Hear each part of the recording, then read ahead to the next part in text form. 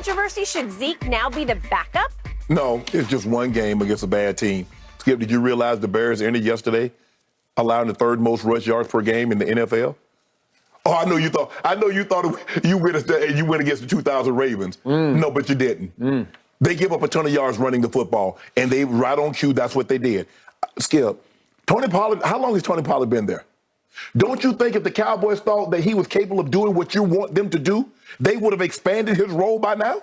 How much does the owner pay the other back? You know this is about production. Still, to this day, he's the highest paid running back in football. If they believe Tony Pollard could do what you believe he could do, and he surpassed Zeke, they'd have done moved on with Zeke. Jerry Jones about saving money. I mean, Jerry likes money. Yeah, he'll pay his guys. But you saw what he did with Dez when he said, well, you know what, Dez, ain't no sense we can get that kind of production. You got a guy on your team. You see him every day. Skip, the guy had 14 carries. 14. The backup, Malik Davis, had 8. So it just goes to show you, I believe that Zeke still has a prominent role in this offense. He's your hammer. Bang, bang, bang, and then let Tony Pollard get to the house after he softened it up. Yesterday, the Bears, Skip, that's not a real good indication of Tony Pollard. I'm not saying Tony Pollard is a terrible running back, because I think he's a very good running back. But I think I don't think he's an every down. I think he's an accessory back. And you need 2 backs now. There are very few teams that rely on, even Derrick Henry, they gave him a spell yesterday, but Derrick Henry's really the only bell cow back, Skip, that he damn near gets all the carries. Everybody else splits carries now. And you need 2, sometimes maybe even 3 backs to do different things. So for me, I think to keep it the way it is, the bye week came at a great time. Zeke gets an extra week to prepare. I'm glad, and I said if I was running the Cowboys, Zeke wouldn't play because he'd missed this week and then missed half the bye week to possibly get back. But for me, Skip, no, I think you keep it the way it is. Let Zeke hammer, get those 3rd, 4th downs, goal line, let him hammer the ball in, and then Tony Pollard stays fresh. He can give you those big explosive runs. I believe you're speaking as a Cowboy hater. I think you want to see Zeke back in the starting lineup, because I think you're relieved when they hand the ball to 21. No, but Skip, I come to this. No, it's not that. I just think the thing is, when I look at Zeke, I understand remember, I was ahead of the curve with you when it came to Zeke. You believe Zeke that was back. I was like, Skip, you better run the game too long. You know when running backs lose it, they don't come back. They're hanging on for dear life to a running back that Jerry way overpaid, because he paid him for what he had done as opposed to what he will do. And it happens that way. But Skip, you got to realize when they paid him, Zeke was only 22, 23. He was far from 30. And say, you know what? If I can just get me 4 more good years out of him, I'm good. He had led the NFL in yards per game, not in total yards, but yards per game, because he got suspended for 1 year. But he led in yards per game 3 straight years. And then he went to Cabo to hold out, and he came back, and it was like he was still in Cabo, running in Cabo sand. He was never quite the same after he got his money. Now, I don't know what goes on in kid's psyche, what he's going through. He's had some off the field, but he never looked right to me. And the only right I know is the Ohio State right, because I've never seen anything like that. He terrorized college football, and then he came right into pro football. And as you well know, the one position that will translate the fastest, it's almost like you can just snap your fingers, and if they can do it at a high level in college, they'll come right in. The rookie year, they will terrorize the NFL, and he did. And he was catching it as much as he was running with it, and hitting his head on the goalpost in Pittsburgh with screen passes. And here we went, and there we went. So the point is, I felt like I saw the future yesterday, and it wasn't 21. It was Tony Pollard. So let me ask you a question. Okay, you gave him 14 carries. How many carries do you think you can give Tony Pollard and still get that level of production?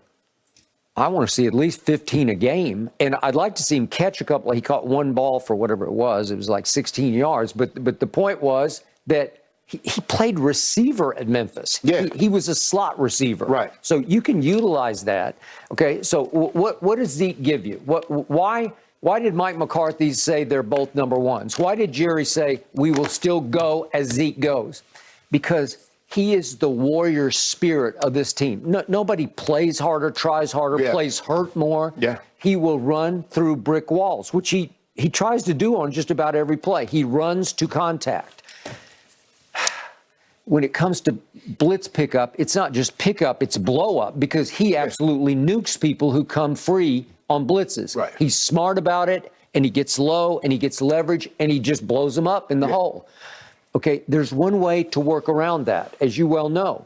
If Tony Pollard doesn't have the sort of stomach for that, if he's not built for that, if he just doesn't have the desire to do that, there's one other way to beat that.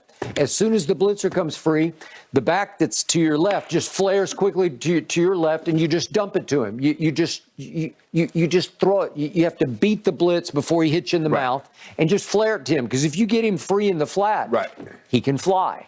Zeke can't fly anymore. All of a sudden, Zeke has turned into plow horse. Tony Pollard is a flat-out thoroughbred. And sometimes his speed is underestimated because, man, he can really go. But he can juke it, so he can run between the tackles because he's hard to draw a beat on because he has subtle make you miss. He's got a little bit of what Emmett used to have, that quickness in a confined space. And he runs with the authority that Emmett ran with between the tackles. So I'm saying my offense looked different yesterday because he was more explosive than Zeke was. He can hit home runs. Zeke can hit singles. Really? Yeah. Maybe he can get loose down at Philly and he can hit a double. Like, didn't he score from about 14 at Philly? Yeah, 17 yards, Yeah, okay. I'll give you. But he ain't going 50 like Tony Pollard did on that last touchdown run. He's not doing that. So I don't know how you juggle his ego because the quarterback and he are best friends. So that's an issue you have to deal with. It seems like the owner and the running back are best friends too. Okay. The owner and Jerry and Zeke are best friends they also. I mean, I do think Jerry does consider him like a son. Yeah. Here we go again. But he also considers him like the highest paid running back in pro football. And Jerry wants bang for his buck. Well, Skip, he didn't ask him, Skip. He saw, since Zeke got that contract, every year his production has dropped.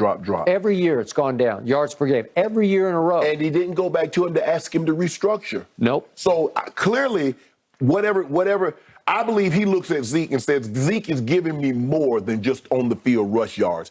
I like what he gives me in the locker room. I like the way he helps this team. He gets these other guys ready to go. There's something to be said for that. And so Jerry says, I value that.